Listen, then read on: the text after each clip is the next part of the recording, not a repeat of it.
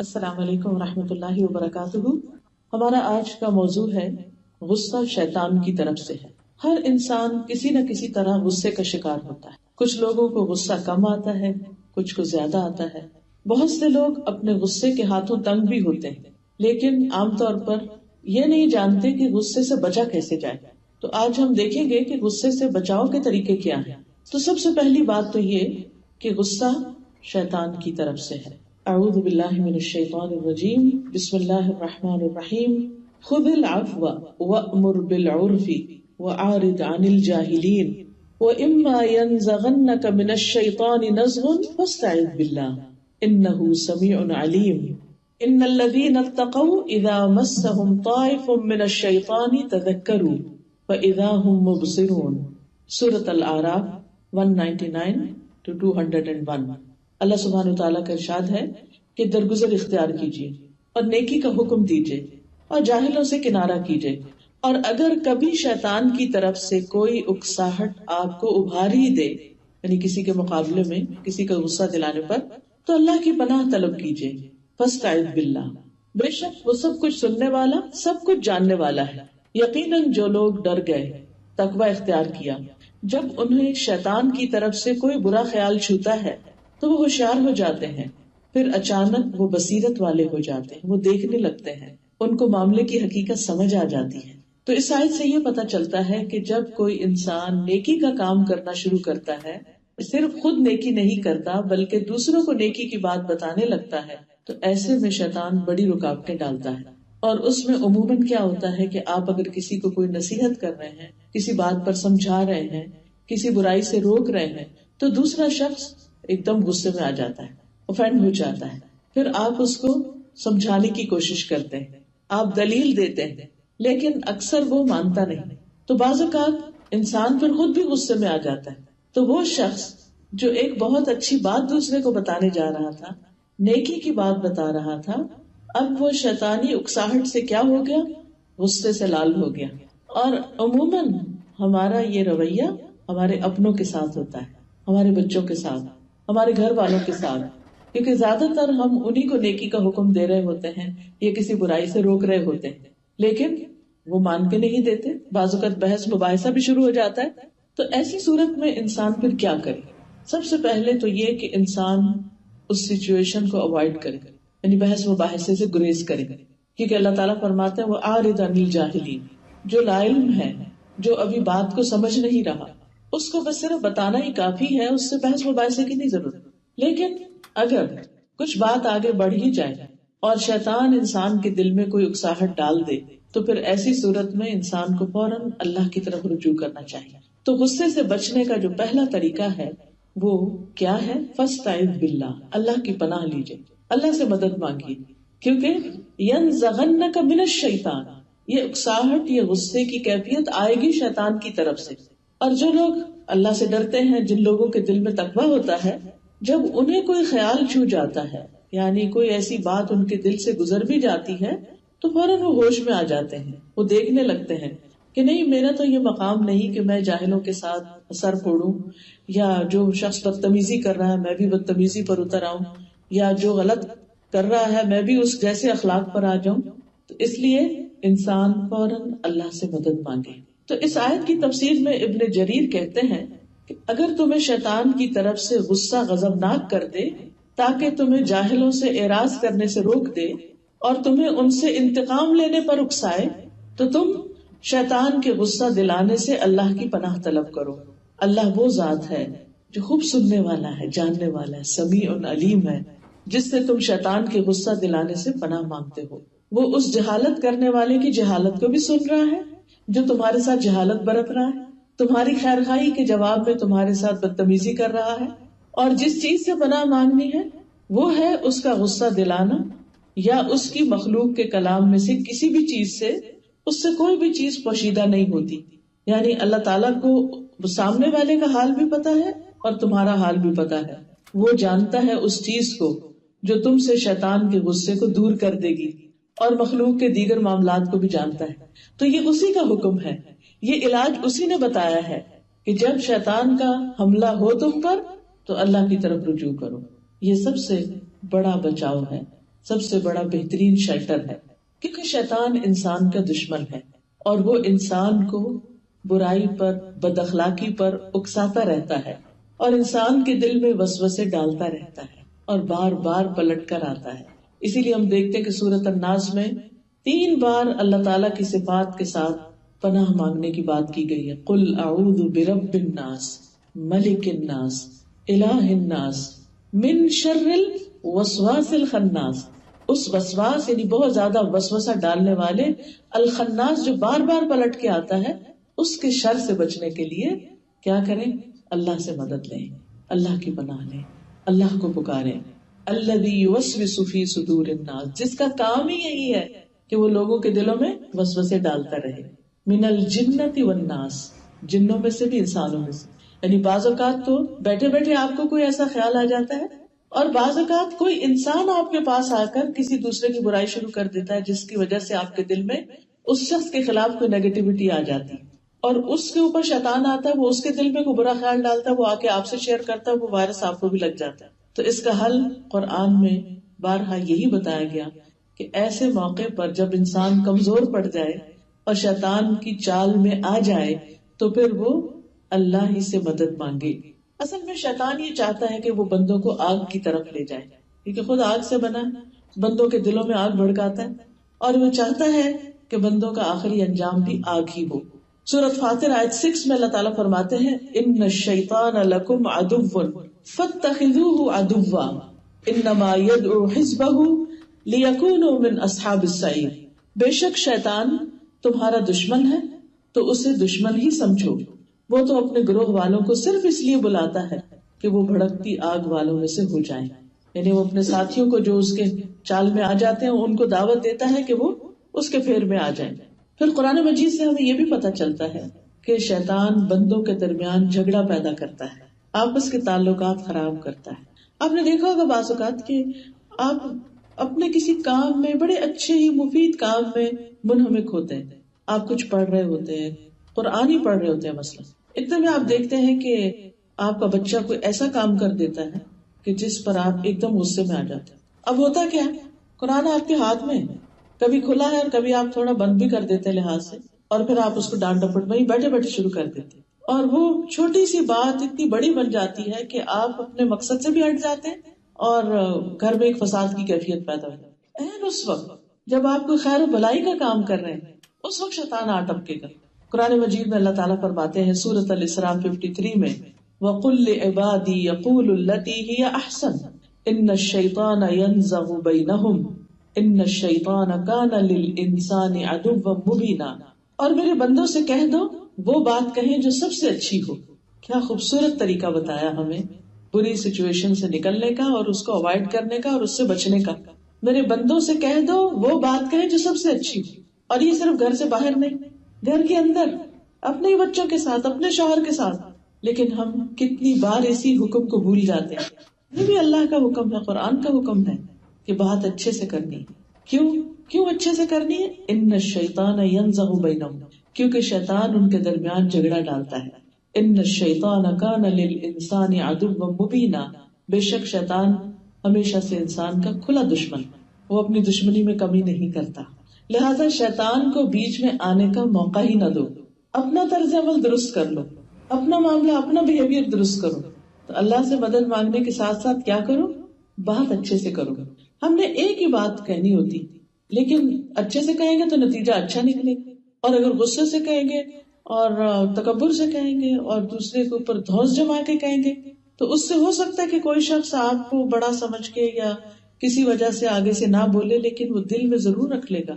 کئی دفعہ ایسے بھی ہوتا ہے نا کہ ہم جواب نہیں دے سکتے کسی کو لحاظ کے مارے، لیکن جب بھی کوئی شخص بد اخلاقی کرتا ہے تو کبھی بھی وہ لوگوں کے دل میں اپنی جگہ نہیں بنا سکتا. دلوں میں جگہ صرف اچھے اخلاق سے بنتی ہے. تو یہاں پر اللہ سبحانہ و تعالیٰ نے اس کی بتا دی کہ اچھے اخلاق کی کیا ہے؟ اچھی بات کرنا. جب بات کریں اچھے سے بولیں. اور یہاں پر یہ جو ینزغ کا لفظ آیا ہے قرآن مجید میں، ابن کثیر کہتے ہیں کہ اس کا معنی ہے غصے یا کسی اور سبب سے فساد پیدا کرنا. یعنی ینزغ کا معنی کیا ہے؟ غصے کی وجہ سے فساد پیدا کرنا، کیونکہ انسان جب غصے سے بولے گا تو نتیجہ کیا ہوگا؟ فساد ہی ہوگا. پھر اسی طرح شیطان دو بندوں کے درمیان دشمنی پیدا کرتا ہے، یعنی جھگڑا بھی کرواتا ہے، وسوسے ڈالتا ہے اور دشمنی پیدا کرتا ہے۔ سورۃ المائدہ 91 میں اللہ تعالیٰ فرماتے ہیں انما یرید الشیطان ان یوقع بینکم العداوۃ والبغضاء، شیطان تو یہی چاہتا ہے کہ تمہارے درمیان دشمنی اور بغض ڈال دے، یعنی تمہارے آپس میں دلوں کے اندر دوریاں آ جائیں، گرج آ جائیں۔ اور یہ وہ کیسے کرتا ہے؟ وہ انسان کو اکساہٹ دلاتا ہے۔ یہ اکساہٹ کیا ہوتی ہے؟ اس کے دل میں آ کے بات ڈالتا ہے، دیکھو دیکھو فلاں نے تمہارے ساتھ کیا کیا، اور جب تک تم اس کو منہ توڑ جواب نہیں دو گی نہیں باز نہیں آئے گا۔ لہٰذا انسان اپنے سارے اصول، طریقے، ضابطے، اخلاق، ہر چیز بھول کے غلط کام کرنے لگتا ہے۔ تو اس سے یہ پتہ چلتا ہے کہ غصہ دراصل شیطان کی اکساہٹوں میں سے ایک اکساہٹ ہے۔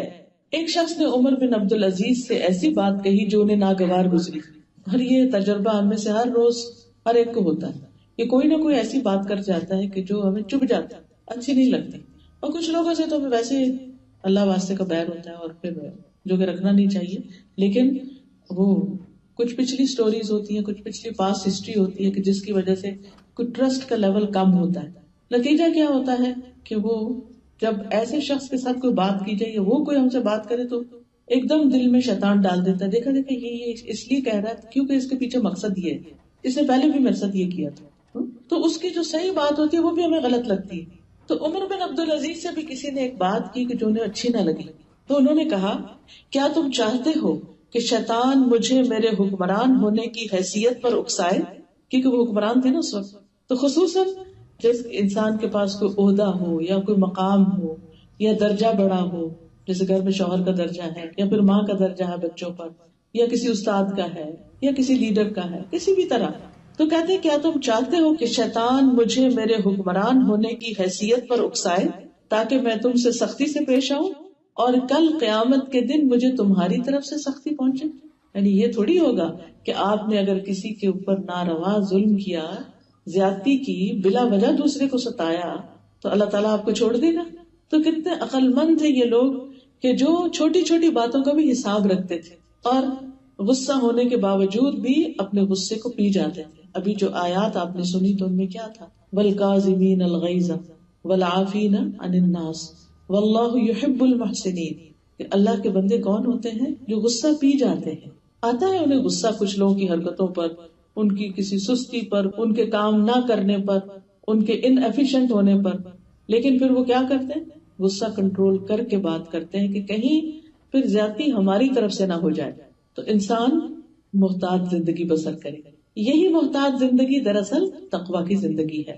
پھر یہ بھی یاد رہے کہ غصہ آگ کا انگارہ ہے جو شیطان بندے کے دل میں ڈال دیتا ہے، یعنی وہ خیال، وہ منفی خیال، وہ منفی بات جو انسان کے دل میں وہ ڈالتا ہے، تو آپ نے دیکھو گا کہ ایسے ایک دم جیسے دل میں آگ سی لگ جاتی ہے جو کسی کی بات کرنے سے ٹریگر کر جاتی ہے، یا ویسے بھی۔ تو ابن عثیمین کہتے ہیں غصہ آگ کا ایک انگارہ ہے جس کو شیطان ابن آدم کے دل میں ڈالتا ہے تو دل جوش کھانے لگتا ہے، اسی وجہ سے آدمی کا چہرہ سرخ ہو جاتا ہے، اس کی رگیں پھول جاتی اور بعض اوقات اس کے رونگٹے بھی کھڑے ہو جاتے ہیں، پورے جسم میں خون کھولنے لگتا ہے، یعنی انسان تپ جاتا ہے، اس کو جیسے کہتے ہیں تپ چڑھ جانا۔ اور یہ سب کچھ کس سے ہوتا ہے؟ غصے کی وجہ سے، اور غصہ کیا ہے؟ شیطان کی طرف سے۔ اور پھر آپ دیکھیے کہ کہیں بھی دو لوگوں کے درمیان کوئی جھگڑا ہو رہا ہو اور اس میں تو میں ہو رہی ہو تو شیطان اس موقع پر ہنستا ہے، خوش ہوتا ہے، اور وہ چاہتا ہے کہ یہ اور بڑھے، حتیٰ کہ لوگ ہاتھا پائی پہ اتر آئے، حتیٰ کہ لوگ ایک دوسرے کو قتل کر ڈالیں۔ یہی وجہ ہے کہ بعض اوقات جو قتل ہوتے ہیں وہ کسی بڑی بات پہ نہیں ہوتے، چھوٹی سی بات پہ، اور وہ بھی کیا ہوتا ہے کہ غصے میں لوگ ویپن اٹھا لیتے ہیں کہ میں اس کا کام ہی تمام کر دوں۔ آپ دیکھیے کہ حضرت ابو ہریرہ کہتے ہیں کہ ایک آدمی نے نبی صلی اللہ علیہ وسلم کی موجودگی میں ابو بکر رضی اللہ عنہ کو برا بھلا کہا۔ نبی صلی اللہ علیہ وسلم ابو بکر کے خاموش رہنے پر مسکراتے ہیں، لیکن جب آدمی حد سے بڑھ گیا تو ابو بکر رضی اللہ عنہ نے بھی اس کی بات کا جواب دے دیا۔ اس پر نبی صلی اللہ علیہ وسلم ناراضگی کے ساتھ وہاں سے کھڑے ہو گئے۔ ابو بکر رضی اللہ عنہ نے پیچھے جا کر عرض کیا، یا رسول اللہ، جب تک وہ شخص مجھے برا بھلا کہتا رہا آپ بیٹھے رہے، اور جب میں نے اس کی کسی بات کا جواب دیا تو آپ غصے میں آ کر کھڑے ہو گئے۔ نبی صلی اللہ علیہ وسلم نے فرمایا، تمہارے ساتھ ایک فرشتہ تھا جو تمہاری طرف سے جواب دے رہا تھا۔ تو یاد رکھیے کہ جب بھی کوئی شخص ہمارے ساتھ زیادتی کر رہا ہو، ہمارے سر پہ چلا رہا ہو اور خواہ مخواہ کی فضول باتیں کر رہا ہو، تو ایسا نہیں کہ اس کو جواب نہیں جا رہا. اگر وہ کوئی بد دعا دیتا ہے یا لان تان کرتا ہے کچھ بھی تو فرشتہ جواباً اس کے لیے کر رہا ہوتا ہے. اور فرمایا کہ جب تم نے اسے جواب دیا تو درمیان میں شیطان آ گیا، اس لیے میں شیطان کی موجودگی میں بیٹھ نہ سکا، میں وہاں سے اٹھایا. تو غصے کے وقت دونوں فریق اگر آپس میں جھگڑ رہے ہوں تو شیطان دونوں طرف ہوتا ہے. حضرت انس کہتے ہیں نبی صلی اللہ علیہ وسلم ایسے لوگوں کے پاس سے گزرے جو کشتی کر رہے تھے، ریسلنگ کر رہے تھے. آپ نے فرمایا یہ کیا ہے؟ لوگوں نے کہا یہ فلاں پہلوان ہے جو ہر ایک کو گرا دیتا ہے، ہر ایک کو پچاڑ دیتا ہے. رسول اللہ صلی اللہ علیہ وسلم نے فرمایا کیا میں تمہیں ایسا شخص نہ بتاؤں جو اس سے بھی زیادہ طاقتور ہے؟ وہ آدمی جس پر کسی شخص نے زیادتی کی اور اس نے اپنے غصے کو پی لیا، پس وہ اس پر غالب آ گیا اور اپنے شیطان پر غالب آ گیا اور اپنے ساتھی کے شیطان پر غالب آ گیا. یعنی وہ اس پر غالب آ گیا، اپنے شیطان پہ غالب آ گیا، سامنے والے کے شیطان پہ غالب آ گیا. اتنے کا مقابلہ اس نے کر لیا، یعنی اس نے تینوں کو پچھاڑ دیا. اور ایک روایت میں ہے وہ آدمی جو غصے کے وقت اپنے نفس پر قابو رکھتا ہے وہ ایسا شخص ہوتا ہے، یعنی طاقتور شخص ہوتا ہے اور اصل میں کامیاب وہی ہے. تو بات یہ ہے کہ اگر ہم چاہتے ہیں کہ غصے کے وقت اپنے آپ پر کنٹرول کریں تو پھر اس کا حل یہ ہے کہ اگر آپ کو رپلائی کرنا بھی ہو تو احسن طریقے سے کریں. قرآن مجید میں آتا ہے ادفع باللتی ہی احسن السیئۃ نحن اعلم بما یصفون وقل رب اعوذ بک من ہمزات الشیاطین واعوذ بک رب ان یحضرون. برائی کو اس طریقے سے ہٹاؤ جو سب سے اچھا، ہم زیادہ جاننے والے ہیں جو کچھ وہ بیان کر رہے ہیں. اور تم کہہ دو اے میرے رب میں شیطان کی اکساہٹوں سے تیری پناہ مانگتا ہوں، اور اے میرے رب اس سے بھی میں تیری پناہ مانگتا ہوں کہ وہ میرے پاس بھی آئیں، میرے پاس بھی پھٹکے. تو اللہ سبحانہ تعالیٰ نے اپنے نبی صلی اللہ علیہ وسلم کو اور مومنوں کو حکم دیا ہے کیا کہیں؟ وقل رب اعوذ بک من ہمزات الشیاطین، اللہ میں اس سے بھی تیری پناہ لینا چاہتا ہوں کہ یہ شیطان میرے دل میں آ کے کوئی خیال بھی ڈالے، کیونکہ وہ خیال کیا آگ کا انگارہ، اس کے آتے ہی ہم چاہے کوئی شخص سامنے نہ ہو نا، اکیلے بھی بازو کا تب بیٹھے ہوتے ہیں نا تو کوئی ایسی بات کسی کی آ جاتی ہے دل میں، وہ خود بخود ہی کھولنے لگتے ہیں اندر ہی اندر. تو اس سے بھی پناہ مانگنی چاہیے کہ وہ مجھ پہ حاوی نہ ہو، کیونکہ اس کا فائدہ کچھ نہیں. اور ہمزات کیا چیزیں ہوتی ہیں؟ غصے کو بھڑکانے والی ایسی چیزیں جن میں انسان اپنے نفس پہ قابو نہیں پا سکتا، تو یہ ہوتی ہیں ہمزات. تو ہمزات الشیاطین شیطانوں کی وہ باتیں، وہ خیال، وہ وسوسے جن کے آنے کے بعد انسان کا ایکشن الٹ ہو جاتا ہے، غلط ہو جاتا ہے. شیطان دراصل انسان کو سوچنے سمجھنے سے عاری کرتے، اس کے سوچنے سمجھنے کی صلاحیت ہی چھین لیتا ہے. سلیمان بن سرد کہتے ہیں کہ دو آدمیوں نے آپ کے نزدیک گالی گلوچ کی، یعنی آپ کے پاس ہی کھڑے تو آپس میں لڑنے لگے، ہم بھی وہاں پر بیٹھے ہوئے تھے. اس وقت ان میں سے ایک دوسرے کو غصے کی حالت میں گالی دے رہا تھا اور اس کا چہرہ بھی سرخ تھا. آپ صلی اللہ علیہ وسلم نے فرمایا میں ایسے کلمات جانتا ہوں اگر یہ ان کو ادا کر لیتا تو اس کے یہ غصے کی حالت جاتی رہتی، اور وہ ہے اعوذ باللہ من الشیطان. لوگوں نے اس آدمی سے کہا کیا تم سن رہے ہو جو رسول اللہ صلی اللہ علیہ وسلم فرما رہے ہیں؟ تو اس نے کہا میں دیوانہ نہیں. یعنی غصے میں تو پھر انسان نصیحت بھی قبول نہیں کرتا. تو ہمیں بہت زیادہ اپنے رویے کا جائزہ لینے کی ضرورت ہے کہ ہم جب غصہ آتا ہے تو کرتے کیا ہیں، اس سے بچاؤ کا طریقہ کیا اختیار کرتے ہیں، ہمزات الشیاطین سے بچاؤ کا طریقہ کیا کرتے. شروع میں بھی یہ بتایا کہ فاستعذ باللہ، اور یہاں بھی کیا بتایا گیا؟ قل رب اعوذ بک من ہمزات الشیاطین واعوذ بک رب ان یحضرون. ان کے حاضر ہونے سے بھی اللہ مجھ کو بچا اور ان کے دور رہ کے میرے دل میں خیال ڈالنے سے بھی بچا. پھر شیطان کبھی نہیں چاہتا کہ بندے اللہ سے معافی مانگے اور کبھی نہیں چاہتا کہ بندے غلط کام سے باز آئیں. وہ ہمیشہ بندوں کو اکسا کر غلط کام ہی کرواتا ہے. آپ دیکھیے کہ موسیٰ علیہ السلام سے ایک قبطی کا قتل ہو گیا تھا.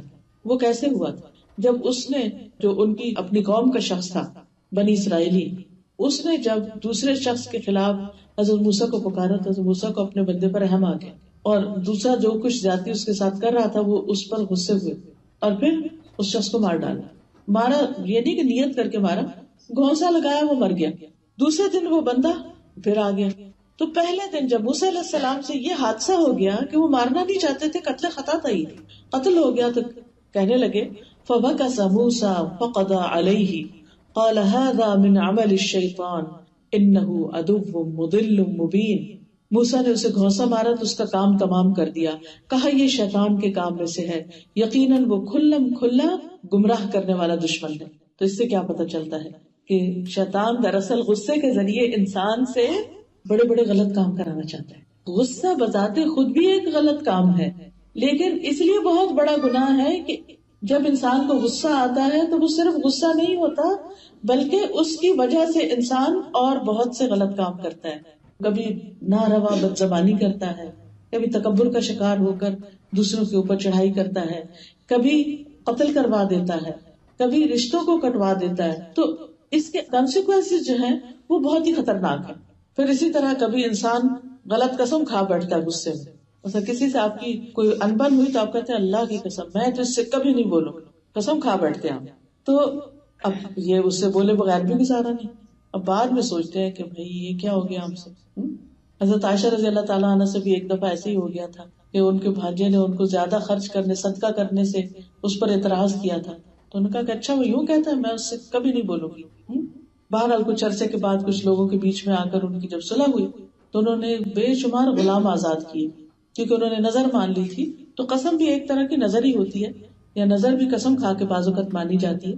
اسی طرح حضرت ابو بکر کا بھی ایک واقعہ ہے. ہوا یہ کہ ان کے بیٹے عبد الرحمن کہتے ہیں کہ ابو بکر کے ہاں کچھ مہمان آئے، تو آپ شام سے ہی نبی صلی اللہ علیہ وسلم کے پاس چلے گئے. کوئی کام تھا تو آپ گھر سے چلے گئے اور یہ کہہ گئے کہ بھئی مہمان کھانا کھا لیں. جب وہ لوٹ کے آئے تو عبد الرحمن کہتے ہیں میری والدہ نے، جو حضرت ابو بکر کی بیوی تھی، وہ کہتے ہیں کہ آپ مہمانوں کو چھوڑ کے کہاں رہ گئے تھے؟ مہمانوں نے ابھی تک کھانا نہیں کھایا. تو آپ نے پوچھا تم نے انہیں کھانا نہیں کھلایا؟ انہوں نے کہا کہ ہم نے تو کھانا پیش کیا تھا لیکن انہوں نے انکار کر دیا کہ ہم نہیں کھاتے. یہ سن کر ابو بکر کو غصہ آ گیا. انہوں نے اپنے دکھ کا اظہار کیا اور قسم کھا لی میں بھی کھانا نہیں کھاؤں گا. وہ نہیں کھاتے میں بھی نہیں کھاؤں گا.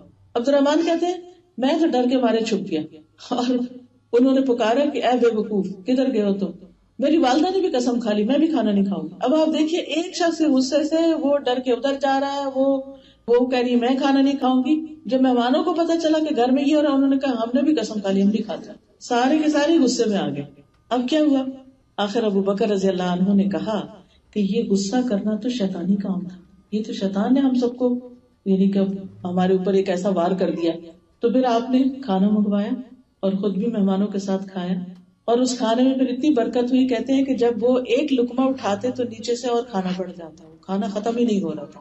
ابو بکر کہتے ہیں اے بنی فراس کی بہن اپنی بیوی کو یہ کیا ہو رہا ہے؟ کھانا تو اور بڑھ گیا ہے. انہوں نے کہا میری آنکھوں کی ٹھنڈک یہ اب اس سے بھی زیادہ ہو گیا.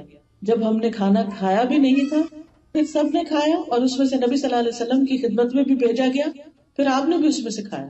اور یہ ساری برکت کیوں آئی؟ جب حضرت ابوبکر نے اپنی غلطی مان لی اور غصہ چھوڑ دیا اور اپنی قسم توڑ دی. یہ قسم کا کفارہ بھی ہوتا ہے. قسم توڑ دی اور اس کے بعد کھانا کھا لیا. انہوں نے بھی کھا لیا، گھر والوں نے بھی کھا لیا، مہمانوں نے بھی کھا لیا، سارا معاملہ ختم ہوا. اور اسی لیے کہتے ہیں کہ وہ غصہ اچھا ہوتا ہے کہ جو آنے کے بعد جلدی چلا جائے. انسان فوراً اپنی غلطی کو مان لے، توبہ کر لے، اور اس کے بعد اگر اچھے کام کو نہ کرنے کی قسم کھائی ہو تو اس کو کر لے.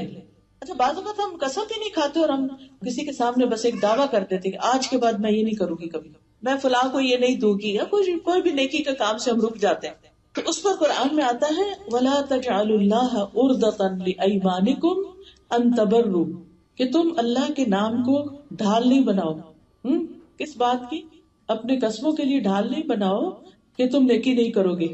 یعنی بعض اوقات انسان نیکی کے کام سے رکنے کی قسم کھا بیٹھتا ہے، تو ایسی قسم جو ہے وہ ناپسندیدہ ہے. اس پر اب کہی ہوئی بات، منہ سے نکلی ہوئی بات واپس کیسے لے؟ تو انا کا مسئلہ بن جاتا ہے. تو جو شخص اپنی انا کو پھر ختم کر کے دوبارہ واپس ٹھیک ہو جاتا ہے تو اس کے کاموں میں، معاملوں میں، اس کے گھر میں خیر و برکت آ جاتی ہے. یعنی بعض اوقات آپ یہ تو کنٹرول نہیں کر سکتے کہ غصہ آئے ہی نہ، تو آئے گا، لیکن اصل امتحان اس وقت ہوتا ہے کہ جب آ جائے تو اب آگے کیا کرنا ہے، آپ نے اس کو کنٹرول کیسے کرنا ہے، اس معاملے کو سیٹل کیسے کرنا ہے. پھر آپ دیکھیں کہ غصہ نہ کرنا جو ہے، یہ سرے سے نہ کرنا، یہ ایمان والوں کی صفت ہے. اور غصہ آنے پر معاف کر دینا اور اس کو پی جانا، یہ محسنین کی صفت ہے. قرآن مجید میں اللہ تعالیٰ فرماتے ہیں وَالَّذِينَ يَجْتَنِبُونَ كَبَائِرَ الْإِثْمِ وَالْفَوَاحِشِ وَإِذَا مَا غَضِبُوا هُمْ يَغْفِرُونَ. وہ لوگ یعنی جو ایمان والے ہیں وہ بڑے بڑے گناہوں اور بے حیائی کی باتوں سے پرہیز کرتے ہیں، گالی گلوچ وغیرہ سے، فحش باتوں سے پرہیز کرتے ہیں، اور جب بھی وہ غضبناک ہوتے ہیں تو وہ معاف کر دیتے ہیں. غصہ آتا ہے تو معاف کر دیتے ہیں. نبی صلی اللہ علیہ وسلم نے ایک شخص کو یہ وصیت کی تھی اور بار بار اس کو کہا تھا لا تغضب لا تغضب لا تغضب، غصہ نہ کرو غصہ نہ کرو غصہ نہ کرو، کیونکہ اس نے کہا تھا کہ آپ مجھے کوئی نصیحت کریں، تو اس موقع پر آپ نے اس کو 3 دفعہ ایک ہی نصیحت کی. ہو سکتا ہے وہ شخص بہت غصے والا. احنف بن قیس کہتے ہیں ایک مرتبہ ان کے چچا رسول اللہ صلی اللہ علیہ وسلم کے پاس آئے اور عرض کیا مجھے کوئی ایسی بات بتائیے جو مجھے فائدہ دے اور مختصر بھی ہو کہ میں یاد رکھ سکوں. آپ نے فرمایا غصہ نہ کیا کرو. انہوں نے کہا اچھا کچھ اور فرمائیے. آپ نے فرمایا غصہ نہ. وہ کہتے ہیں جتنی دفعہ انہوں نے کہا کہ مجھے کوئی نصیحت کیجیے، آپ نے ایک ہی نصیحت بار بار کی، غصہ نہ کرو، کیونکہ غصہ ہر شر کو جمع کرنے والا ہے. غصے سے بہت سا شر اکٹھا ہو جاتا ہے. نبی صلی اللہ علیہ وسلم کے ایک صحابی روایت کرتے ہیں کہ ایک آدمی نے عرض کیا یا رسول اللہ صلی اللہ علیہ وسلم مجھے کوئی نصیحت فرمائیے. آپ نے فرمایا غصہ نہ کیا کرو. وہ شخص کہتا ہے میں نے نبی صلی اللہ علیہ وسلم کے اس فرمان پر غور کیا تو مجھے معلوم ہوا کہ غصہ ہر قسم کے شر کو جمع کر دیتا ہے، یعنی ساری برائیاں اکٹھی ہو جاتی ہیں وہاں. اس لیے جو لوگ غصہ چھوڑ دیتے ہیں، یعنی یا تو کرتے ہی نہیں یا کم کر لیتے ہیں یا اس پہ قابو پا لیتے ہیں یا اس کا اظہار نہیں کرتے یا اگر کر بیٹھے تو معاف کر دیتے ہیں، تو ان کا انجام کیا، ان کا ریوارڈ کیا ہے. کیونکہ اگر ہمیں ریوارڈ کا پتہ ہوگا تو ہمارے لیے اس پر عمل کرنا آسان ہوگا کہ ہم ایک چیز چھوڑ رہے ہیں تو پھر ہمیں ملے گا کیا. اللہ تعالیٰ فرماتے ہیں سورۃ آل عمران میں والکاظمین الغیظ والعافین عن الناس واللہ یحب المحسنین. غصے کو پی جانے والے، لوگوں سے درگزر کرنے والے، اور اللہ محسنین یعنی نیکی کرنے والوں سے محبت کرتا ہے. تو گویا ہمیں اللہ کی محبت ملے گی اگر ہم اپنے غصے کو کنٹرول کریں گے. پھر اسی طرح اللہ کی مدد بھی ملتی ہے. رسول اللہ صلی اللہ علیہ وسلم نے فرمایا جس بندے پر ظلم کیا گیا اور اس نے اللہ عز و جل کی خاطر اس کو نظر انداز کر دیا تو اللہ اس کی بھرپور مدد فرماتا ہے. ابو ہریرہ کہتے ہیں کہ ایک آدمی نے عرض کیا اے اللہ کے رسول میرے کچھ رشتے دار ہیں جن سے میں تعلق جوڑتا ہوں اور وہ مجھ سے تعلق توڑتے ہیں. میں ملنا چاہتا ہوں اور وہ نہیں ملنا چاہتے. میں ان سے نیکی کرتا ہوں مجھ سے برائی کرتے ہیں.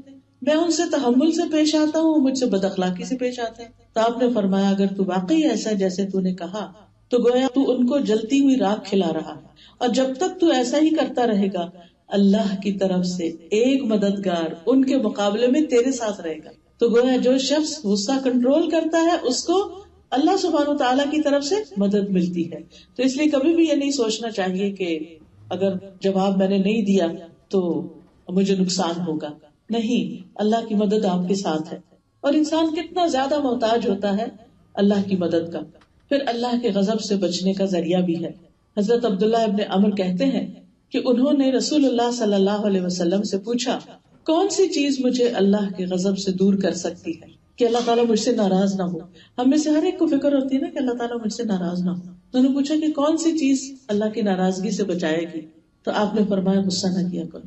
تو جو دوسروں پر ناراض نہیں ہوتا اللہ سبحانہ تعالیٰ بھی اس پر ناراض نہیں ہوتا، اور جو دوسروں پر خواہ غضبناک ہوئے چلے جا رہا ہے تو پھر تیار رہے کہ پھر رب کریم بھی اس سے ناراض ہو. پھر یاد رکھیے کہ غصہ نہ کرنا باہمت لوگوں کی صفت ہے. وَلَمَنْ صَبَرَ وَغَفَرَ إِنَّ ذَلِكَ لَمِنْ عَزْمِ الْأُمُورِ. جس نے صبر کیا اور معاف کر دیا تو بے شک یہ بڑے ہمت والے کاموں میں سے ہے. اللہ سبحانہ تعالیٰ اس شخص کو پسند کرتے ہیں اور ان صفات کو پسند کرتے ہیں جو کسی کے اندر تحمل اور بردباری کی شکل میں ہو اور جلد بازی نہ ہو. رسول اللہ صلی اللہ علیہ وسلم نے قبیلہ عبد القیس کے سردار اشج سے فرمایا تھا کہ تمہارے اندر 2 خصلتیں ایسی ہیں جنہیں اللہ تعالیٰ پسند کرتا ہے، بردباری اور تحمل مزاجی، یعنی دوسرے کی بات سن کے برداشت کر لینا اور ٹھہر کے کام کا. انات ہے دوسری، تحمل بردباری اور ٹھہر کے کام کرنا، جلد بازی سے پرہیز کرنا. جب انسان جلد بازی سے پرہیز کرتا ہے تو پھر اس کے اندر حقیقی معنوں میں حلم آتا ہے، بردباری آتی ہے. اور جب انسان کسی کی بات سن کے سہ لیتا ہے تو یہی دراصل برداشت ہے. تو یہ صفات اللہ تعالیٰ کو بہت پسند ہے جس انسان کے اندر ہو. پھر یہ گناہوں کی معافی کا ذریعہ بھی ہے، یعنی غصے پہ کنٹرول کرنا.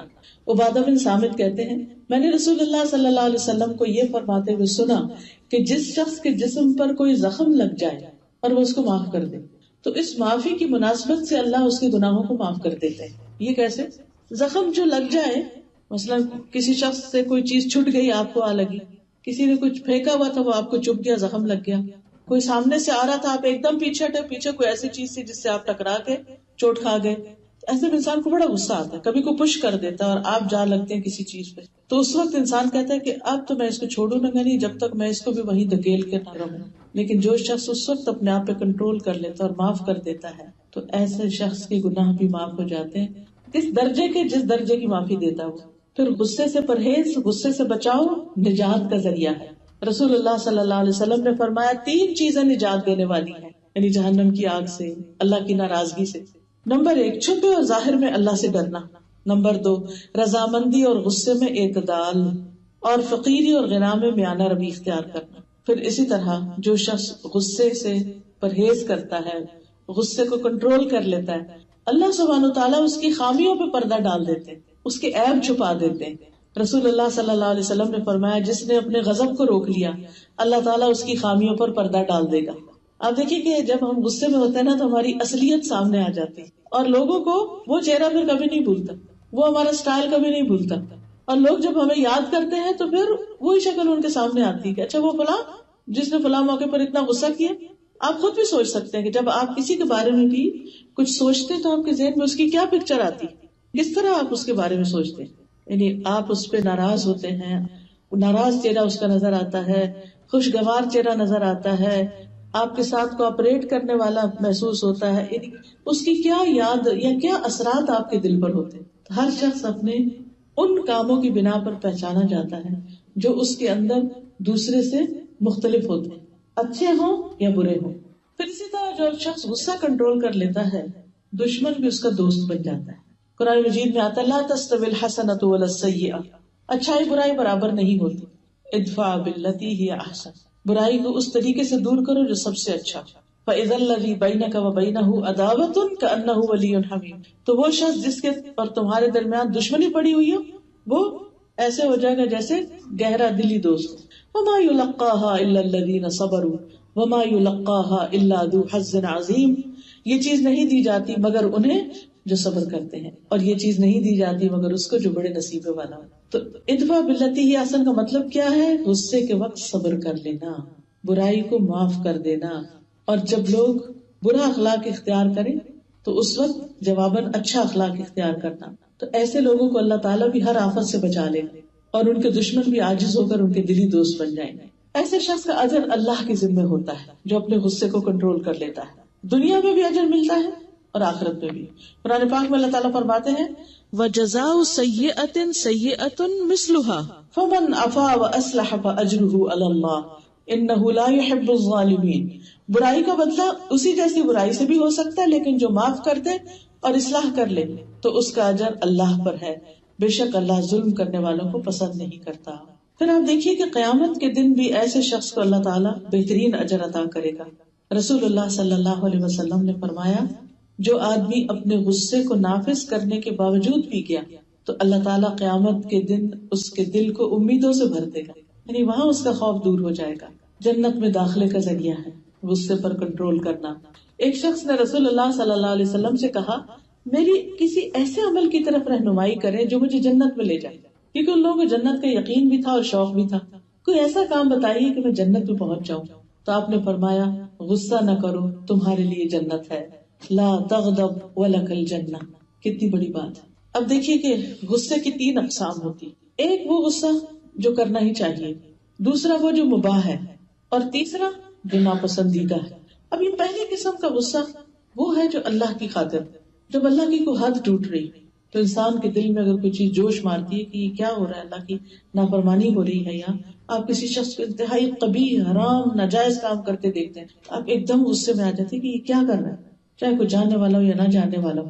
تو ایسی صورت میں انسان دوسرے کو، یعنی غصہ اصل میں کیا ہے، پھر وہ اس کو ایسی انرجی دیتا ہے کہ انسان کچھ جا کے کر لیتا ہے. اس کو کیا چاہیے کہ وہ اس شخص کو سمجھائے، اس کو بتائے. اب جو شخص ایسا غصہ کرے گا اور سمجھانے میں تھوڑا فرم بھی ہوگا، اس کے مطلب نہیں کہ بد اخلاقی برتنا شروع کر دے، تو ایسا شخص جو ہے وہ دراصل صاحب ایمان شخص ہے، کیونکہ ایسا شخص ہی اپنے ایمان کو مضبوط کرتا ہے. رسول اللہ صلی اللہ علیہ وسلم نے کبھی کسی سے اپنی ذات کے لیے بدلہ نہیں لیا تھا. ہاں جب اللہ کی کوئی حد قائم کرنے کو پامال کیا جاتا تو پھر آپ اللہ کے لیے اس سے بدلہ لیتے تھے. پھر اسی طرح جن چیزوں سے روکا گیا ہے ان کے کرنے پر اگر کسی کو غصہ آئے تو وہ بھی بجا ہے. ابو ہریرہ کہتے ہیں کہ ایک دفعہ رسول اللہ صلی اللہ علیہ وسلم تشریف لائے تو ہم تقدیر پر بحث کر رہے تھے، تقدیر کے ایشو پر. رسول اللہ صلی اللہ علیہ وسلم غصے میں آ گئے، یہاں تک کہ آپ کا چہرہ مبارک سرخ ہو گیا. گویا کہ آپ کے چہرے پر اناروں کے دانوں کا عرق نچوڑ دیا گیا. پھر آپ نے فرمایا کیا تم لوگوں کو اس چیز کا حکم دیا گیا؟ کیا میں اس لیے بھیجا گیا ہوں؟ یقیناً تم لوگوں سے پہلے کی قوم میں اس مسئلے میں بحث مباحثہ کرنے کی وجہ سے ہلاک ہوئی. میں تم لوگوں کو قسم دیتا ہوں کہ آئندہ اس مسئلے میں بحث اور تکرار نہ کرنا، کیونکہ اس کا کوئی نتیجہ نہیں. کچھ چیزوں کا علم اللہ نے بندوں کو لمیٹڈ ہی دیا ہے، وہ مسائل بندے نہیں حل کر سکتے. تقدیر کا مسئلہ بھی اسی میں سے، بس اس پر ایمان رکھنا ہمارا کام ہے. تو بہرحال یہاں قصہ کیا ہے کہ نبی صلی اللہ علیہ وسلم نے ایسے لوگوں پر غصہ کیا، اور غصہ کیسے کیا؟ آپ کا چہرہ سرخ ہو گیا، اور پھر اس کے بعد آپ نے پراپر انداز میں جا کے نصیحت کی. غصے کی حالت میں ڈانٹ ڈپٹ اور چیخنا چلانا یہ تو کسی صورت بھی قابل قبول نہیں. پھر اسی طرح اگر کوئی شخص لوگوں کو دین سے متنفر کر رہا ہے یا کوئی غلط ایسا کام کر رہا ہے تو اس کو بھی سمجھانے میں اگر انسان فرم ہے تو کوئی حرج نہیں. ایک ابو مسعود تھے، ان سے روایت ہے کہ ایک شخص نے کہا یا رسول اللہ، میں فجر کی نماز میں تاخیر کر کے اس لیے شریک ہوتا ہوں کہ فلاں شخص جو ہے وہ نماز بہت لمبی پڑھاتے ہیں. اس پر آپ اتنا غصے میں ہوئے کہ میں نے نصیحت کے وقت اس دن سے زیادہ غضبناک آپ کو کبھی نہیں دیکھا. آپ نے فرمایا لوگوں، تم میں بعض لوگ نمازوں سے لوگوں کو روکنے اور دور کرنے کا سبب ہے، بس جو شخص امام ہو اسے ہلکی نماز پڑھنی چاہیے، اس لیے کہ اس کے پیچھے کمزور، بوڑھے اور ضرورت مند سبھی ہوتے ہیں. اسی طرح شریعت کی خلاف ورزی پر نبی صلی اللہ علیہ وسلم کو غصہ آتا. پھر آپ کے صحابہ بھی، مثلا سالم بن عبداللہ اپنے والد ابن عمر سے روایت کرتے ہیں کہ انہوں نے اپنی بیوی کو حالت حیض میں طلاق دے دی، پیریڈز میں. تو عمر رضی اللہ عنہ نے اس سے متعلق رسول اللہ صلی اللہ علیہ وسلم سے دریافت کیا تو رسول اللہ صلی اللہ علیہ وسلم سخت ناراض ہوئے. پھر آپ نے فرمایا اس کو حکم دو، پھر وہ اس سے رجوع کرے، پھر اس کو اپنے پاس رکھے یہاں تک کہ وہ پاک ہو جائے، پھر حیض آئے، پھر پاک ہو. اس کے بعد اگر چاہے تو جماع کیے بغیر اس کو طہر کی حالت میں طلاق دے دے. بس یہ وہ طلاق ہے جس کی عدت کے بارے میں اللہ نے تمہیں حکم دیا ہے. اسی طرح مسجد میں گندگی پھیلانے پر نبی صلی اللہ علیہ وسلم ناراض ہوئے، لیکن یہ یاد رکھیے کہ وہ ناراضگی کا اظہار صرف چہرے مبارک پر ہوتا تھا. یہ نہیں کہ آپ بہت شاؤٹ کرنے لگتے نعوذ باللہ، ایسا کچھ بھی نہیں تھا. کوئی بد اخلاقی نہیں تھی. چہرہ اور آنکھیں سرخ ہو جاتی جس سے پتہ چلتا کہ آپ غصے میں آ گئے. آپ نے مسجد میں قبلے کی رخ دیوار پر ایک ریٹ دیکھی، یعنی ناک سے جو سٹف نکلتا ہے، تو آپ ناراض ہوئے یہاں تک کہ آپ کا چہرہ سرخ ہو گیا. بس ایک انصاری خاتون کھڑی ہوئی اور اس کو رگڑ کر اس نے اس جگہ خوشبو لگا دی. آپ نے دیکھ کر فرمایا کتنا عمدہ کام ہے اس خاتون نے، کتنے ویل ڈن، جیسے ہم کہتے ہیں بہت اچھا، خوب. اسی طرح کسی کا نقصان کرنے پر نبی صلی اللہ علیہ وسلم نے غصہ کیا. حضرت عائشہ سے مروی ہے کہ صفیہ رضی اللہ عنہا نے رسول اللہ صلی اللہ علیہ وسلم کی خدمت میں کھانا بھیجا جو انہوں نے آپ صلی اللہ علیہ وسلم کے لیے بنایا تھا، جبکہ آپ اس دن میرے پاس تھے. وہ کہتی ہے جب میں نے وہ لڑکی دیکھی جو کھانا لے کر آئی تھی تو میں غصے سے کانپنے لگی، یعنی کہ میری باری ہے، تم کھانا پکا کے لا رہی. میں نے غصے میں برتن توڑ کے پھینک دیا. رسول اللہ صلی اللہ علیہ وسلم نے میری طرف دیکھا تو مجھے آپ کے چہرے پر غصے کے آثار نظر آئے. میں نے کہا میں رسول اللہ صلی اللہ علیہ وسلم سے اللہ کی پناہ لیتی ہوں کہ آج وہ مجھ پہ کوئی لعنت کرے. پھر میں نے عرض کیا اللہ کے رسول اس کا کفارہ کیا ہے؟ آپ نے فرمایا برتن جیسا برتن، کھانے جیسا کھانا. تو جب کوئی کسی پر زیادتی کر رہا ہو تو اس وقت انسان آرام سے نہیں بیٹھ سکتا، اس وقت اس کو انٹرفیئر کرنا ہوتا ہے، لیکن حدود کے اندر رہ کر. پھر اسی طرح دین میں جو رخصتیں ہیں ان کو اختیار نہ کرنا. حضرت عائشہ کہتی ہے کہ رسول اللہ صلی اللہ علیہ وسلم نے کسی کام کرنے کے بارے میں اجازت عطا کی کہ وہ کر لیا جائے، تو لوگوں میں سے کچھ لوگ اس سے بچنے لگے، وہ نہیں کرتے تھے. جب یہ بات نبی صلی اللہ علیہ وسلم تک پہنچی تو آپ غصے میں آ گئے، یہاں تک کہ آپ کے چہرہ مبارک پر غصے کے اثرات نظر آ رہے تھے. پھر آپ نے فرمایا لوگوں کا حال کیا ہے کہ جس کام کے کرنے میں میرے لیے اجازت رکھی گئی ہے لوگ اس سے اعراض کرتے ہیں. اللہ کی قسم ان میں سب سے زیادہ میں اللہ کو جانتا ہوں اور میں ہی سب سے زیادہ ان میں سے اللہ سے ڈرتا ہوں. تو اس سے کیا پتہ چلتا ہے کہ اگر کوئی شخص اللہ کی رخصتوں کو اختیار نہیں کرتا، مثلا موزے پر مسح کرنے کی اجازت، یہ جو جرابیں ہم پہنتے ہیں جیسا تھک جرابیں تو ان پہ آپ مسح کر سکتے ہیں. صبح کے وقت آپ کیا کریں، وضو کریں فجر کی نماز، پھر وضو کی حالت میں ان کو پہن لیں، پھر ظہر اثر وغیرہ جلدی جلدی آ جاتی ہیں اس میں آپ دوبارہ ان میں وضو کر سکتے ہیں، اور اس طرح آپ ساری سردیوں میں آرام سے رہ سکتے ہیں. لیکن کئی لوگ ان کو پتہ ہی نہیں یا پتہ بھی ہے تو وہ کہتے ہیں جو مسح تو صرف چمڑے کے موضوع پر ہوتا ہے. نہیں، حدیث میں جراب کا لفظ بھی آیا ہے، اور جراب چمڑے کی نہیں ہوتی، چمڑے کی بھی ہو سکتی ہے اور دوسرے چمڑے کے علاوہ بھی ہو سکتی ہے. تو اس سے یہ پتہ چلتا ہے کہ انسان کو دین کی رخصت سے اس کو فائدہ اٹھانا چاہیے. اسی طرح بعض لوگ سفر میں قصر نماز نہیں کرتے، اپنے اوپر مشقت ڈالے رکھتے، تو یہ بھی اللہ کی دی ہوئی رخصت ہے. اسی طرح بیمار کے لیے رخصت ہے کہ گھر میں نماز پڑھ لے، مسجد نہ جائے، یہ بھی اللہ کی دی ہوئی رخصت ہے. تو انسان کو رخصتوں کو جو اللہ کی طرف سے رخصتیں ہیں دین میں، ان سے فائدہ اٹھانا چاہیے. پھر اسی طرح کچھ اور مواقع ہیں کہ جن میں نبی صلی اللہ علیہ وسلم نے غصہ کیا، پھر آپ کے صحابہ میں سے بھی انہوں نے کیا. مثلاً عبداللہ بن عمر کے بارے میں آتا ہے کہ ان کے ایک بیٹے تھے، ان کا نام تھا بلال. ایک دفعہ کہنے لگے کہ اللہ کی قسم میں تو اپنی بیوی کو کبھی بھی مسجد نہیں جانے دوں. حضرت عبداللہ بن عمر نے سن لیا. آپ نے فرمایا کہ اللہ کی قسم میں تم سے کبھی نہیں بولوں. اللہ کے رسول نے فرمایا کہ اللہ کی باندیوں کو مسجد جانے سے مت روکو، تم کون ہوتے ہو مسجد سے روکنے والے؟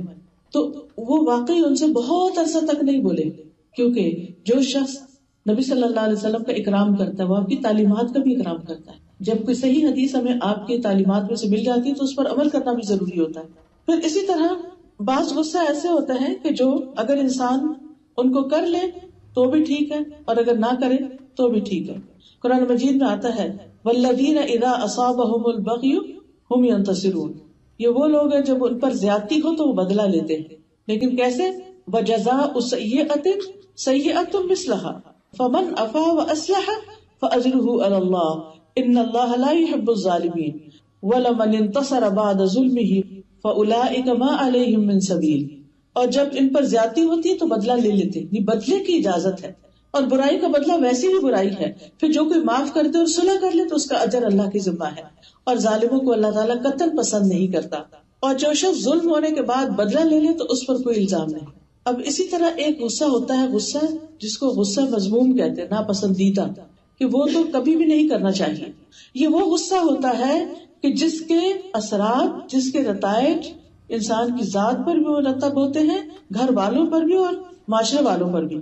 اب آپ دیکھیے کہ ہو سکتا ہے آپ کہیں کہ جب انسان کو کوئی انسان کا نقصان ہوتا ہے یا کوئی مشکل آتی ہے تبھی ہم غصہ کرتے ہیں، تو پھر کیوں روکا گیا اسے؟ تو یہ ہے کہ اس وقت بھی انسان کو کنٹینیو کرنا چاہیے اور اپنے اچھے اعمال کرتا رہے اور کسی کے برے رویے پر یعنی کہ برہم نہ ہو. پھر غصے کا علاج کیا ہے؟